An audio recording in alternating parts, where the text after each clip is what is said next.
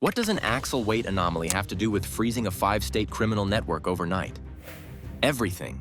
In this video, you'll see how a winter traffic stop triggered synchronized rolling box maneuvers, armored units at warehouses, and the shutdown of a covert logistics layer hidden inside a legit Midwest brand.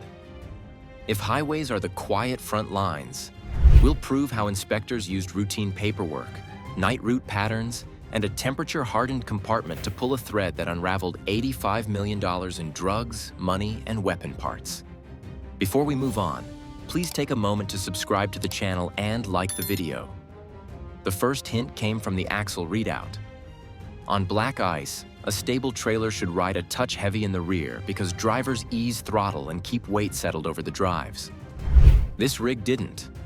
The portable scales showed even weights across axles like it was a test run on dry pavement. No slide marks, no sudden braking tells, just numbers that looked balanced to a fault. The trooper watched the refrigerated unit humming low while the manifest called for dry goods and napkins. He had already clocked the truck at 61 miles per hour across 3 towns, same spacing between mile markers, same minute count between exits. Everyone else lifted off to 45. This driver held a line like a cruise ship on autopilot.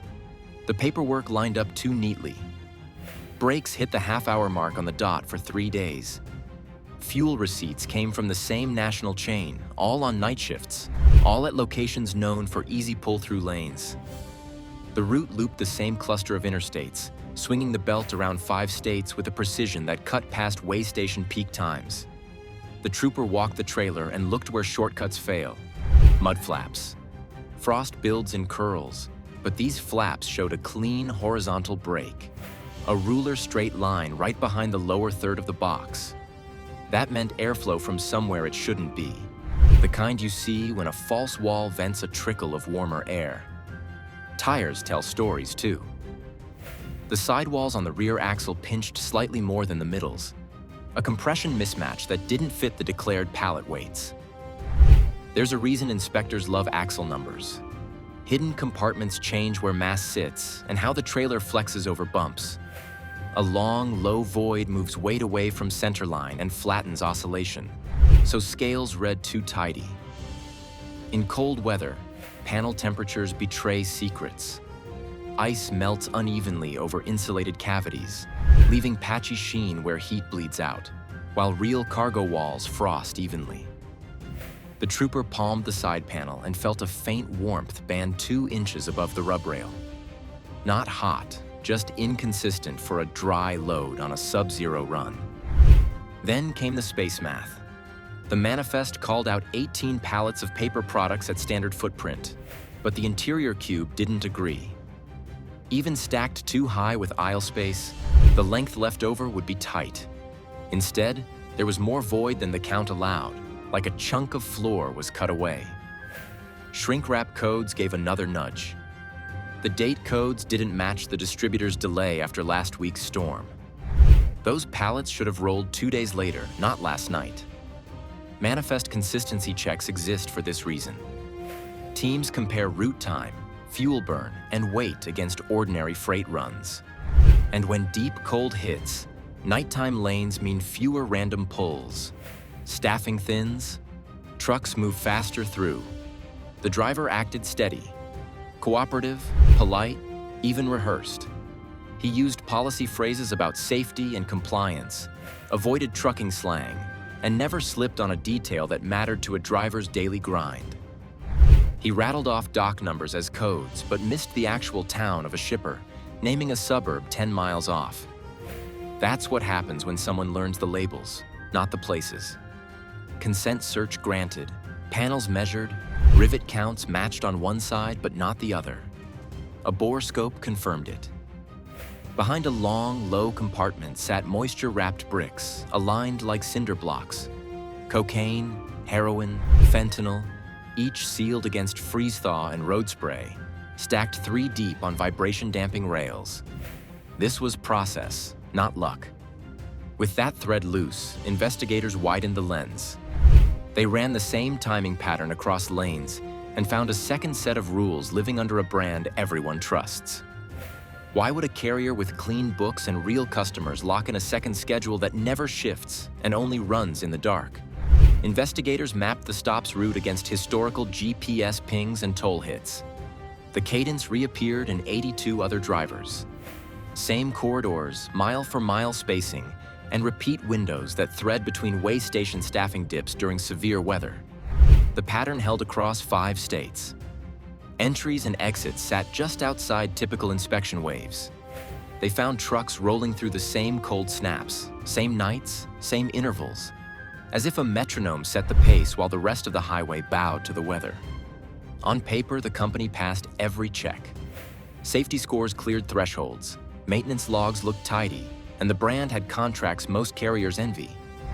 That surface stayed clean while a second instruction set lived off the books. Drivers carried bag phones that only lit up before departure and shut down at docks. Encrypted notes listed dock codes and blackout fueling, with addresses that never appeared on invoices.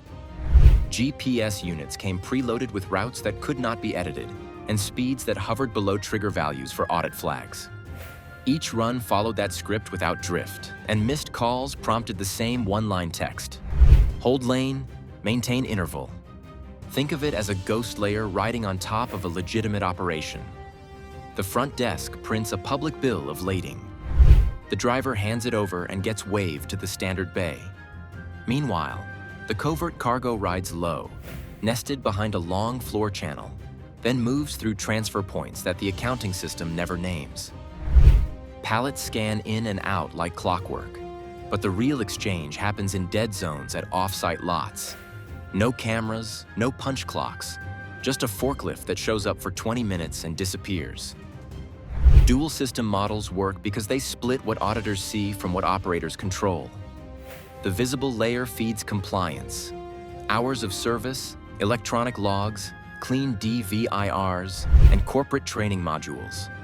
The hidden command channel dictates the rest: which hours to roll, which lanes to hold, and the non-deviating speeds that keep anomaly detectors quiet. Deviations risk pattern alerts, so the orders remove human choice. Winter makes that control easier. As crash calls stack up, inspection bandwidth drops and nighttime coverage thins.